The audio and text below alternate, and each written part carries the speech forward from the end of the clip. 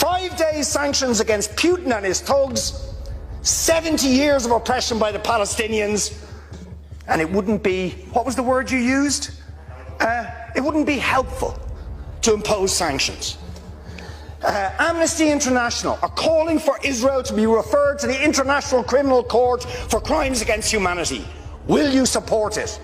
They are calling for targeted sanctions against Israeli officials who are perpetuating the system of apartheid, just exactly the same types of sanctions you've just initiated against Vladimir Putin. Will you support it?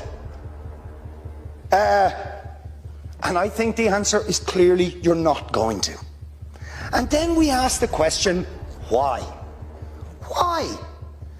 With such strength of feeling, Fine Gael and Fianna Fáil and Green TD stood up one after the other, saying it was intolerable, the thuggery and the warmongering and the brutality of Putin. You wouldn't stand for it. Urgent action had to be taken.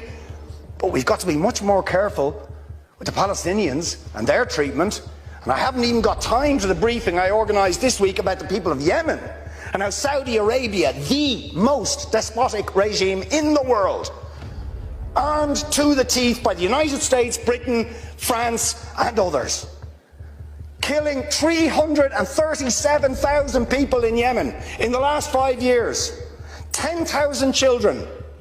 Any action against the United States for arming them? Or Britain, or France, or Saudi itself? No. No action, no sanctions, no outrage. Words of concern. We'll raise it. We'll raise it. We'll call on them to do things. Now you see, if you're going to have moral standards, those standards have to be consistent. Otherwise they are not standards at all, they are just cynicism.